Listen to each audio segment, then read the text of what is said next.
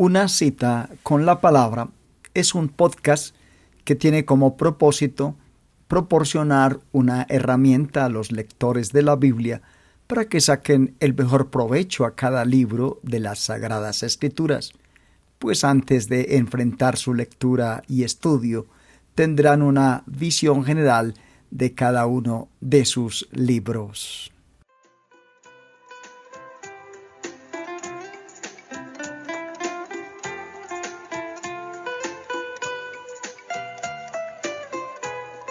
Bienvenidos a nuestro podcast, una visión general del trasfondo histórico del Nuevo Testamento en su quinta parte. Los fariseos se enorgullecieron de su separación y conocimiento y se consideraban como superiores al resto de la sociedad. Fue su soberbia, pretensión de justicia propia y su violación del espíritu de la ley lo que les atrajo su dura condena por parte del Señor Jesús. Se debería añadir, sin embargo, que su celo por las Escrituras constituyó un importante elemento para mantener la esperanza mesiánica ardiendo brillante en Israel en los tiempos del gobierno romano. El número real de fariseos en los tiempos de Cristo era de alrededor de 6,000.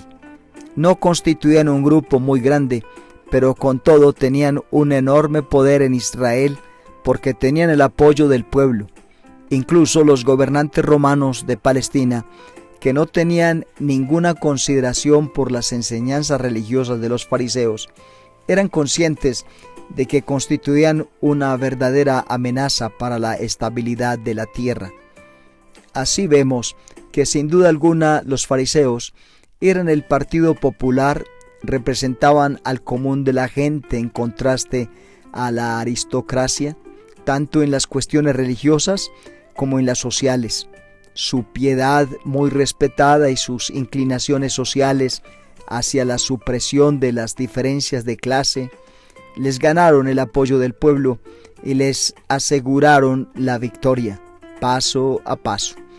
Hay algo muy impresionante en la forma en que el común de la gente seguía sin reservas a los fariseos.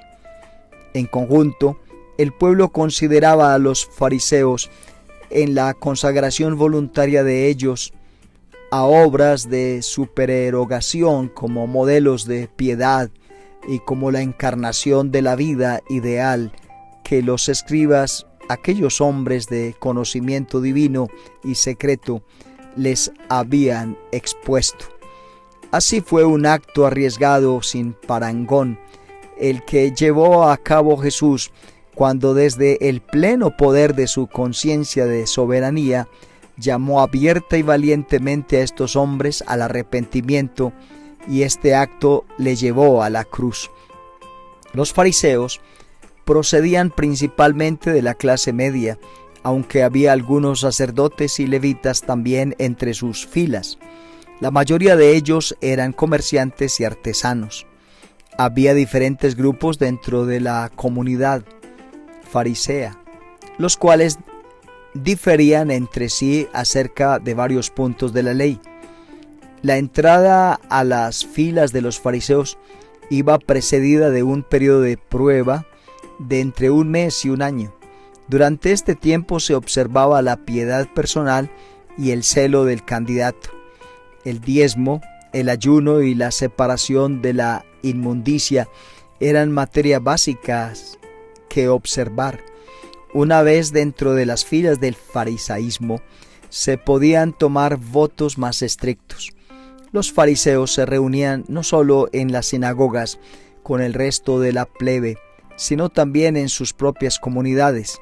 Cada una de estas comunidades estaba encabezada por un escriba que servía como autoridad profesional en la cuestión de la interpretación de la ley. Se reunían en sus comunidades para estudiar la ley y para adorar juntos, generalmente en la víspera del sábado, pero era en la sinagoga donde ejercían su mayor influencia sobre el pueblo de Israel. Los escribas no eran un partido como los fariseos, sino más bien una clase de israelitas. Eran personas bien instruidas que tenían el trabajo de enseñar e interpretar la ley. También se les designa en los evangelios como los maestros de la ley y los doctores de la ley. No solo enseñaban la ley, sino que también eran responsables de perseguir a los que la violaban. Esto es lo que estaba haciendo Saulo de Tarso cuando se dirigía a Damasco persiguiendo a los cristianos. La evidencia indica que la gran mayoría de los escribas pertenecía al partido de los fariseos, y de ahí la estrecha asociación en el registro evangélico entre los escribas y los fariseos. Se debe observar que aunque la mayoría de los escribas eran fariseos, la mayoría de los fariseos no eran escribas. Lo correcto sería decir que en los tiempos de Cristo, los miembros más influyentes del partido fariseo eran los escribas. Fueron los escribas los que formularon la ley oral que cubría todas las cuestiones concebibles en la vida judía. Los escribas recubrieron las escrituras con su ley oral y multiplicaron las reglas hasta que aplastaron el espíritu. La secta de los saduceos se originó en el periodo intertestamentario.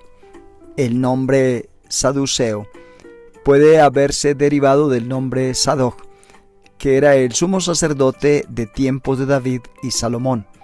Otra posibilidad es que el nombre se deriva de la palabra Sedecá, que significa justicia. Probablemente el sentido exacto del nombre no es demasiado importante, porque no fue su nombre sino sus actividades las que influenciaron los acontecimientos del Nuevo Testamento. Los saduceos eran menos numerosos que los fariseos, pero se trataba por lo general de hombres ricos y en puestos de autoridad política. El partido de los saduceos incluía a sacerdotes de alto rango y a la nobleza laica rica. La estrecha asociación entre los sacerdotes y los saduceos puede remontarse fácilmente al gobierno intertestamentario de Juan Hircano. Los saduceos poseían mucho poder político en tiempos de Roma, debido a que tenían tanto prestigio, poder y riquezas que perder. Eran mucho más cooperadores con los romanos que los fariseos, pero dejaron de existir como secta después de la destrucción de la ciudad de Jerusalén en el año 70 después de Cristo. Por cuanto la mayor parte de nuestra información acerca de los saduceos proviene de sus enemigos, existe alguna incertidumbre acerca de algunas de las declaraciones que se hace acerca de ellos.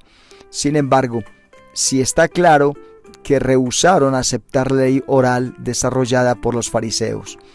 Parecen haber limitado la autoridad plena de la Escritura a solo los 5 libros de Moisés, de Génesis a Deuteronomio. Evidentemente, no creían en ángeles, demonios, la resurrección, ni en Mesías venidero. Los esenios. Aparentemente los esenios se originaron durante el periodo intertestamentario en los días de los macabeos. Muchos eruditos creen que sus raíces, como las de los fariseos, deben ser seguidas a los asideos. Vivían en comunidades aisladas en Judea, especialmente al oeste del Mar Muerto, en lugares como Qumrán. Se cree que había 4,000 de ellos. Vivían aún más separados que los fariseos y habían escogido no vivir en la sociedad judía. Eran conocidos por su estilo de vida estricto, rígido, un estilo de vida mucho más gravoso que el creado por los fariseos. No son mencionados por nombres en el Nuevo Testamento, pero algunos creen que Juan el Bautista puede haber tenido algún contacto con ellos. Esta es una visión general del trasfondo histórico del Nuevo Testamento en su quinta parte.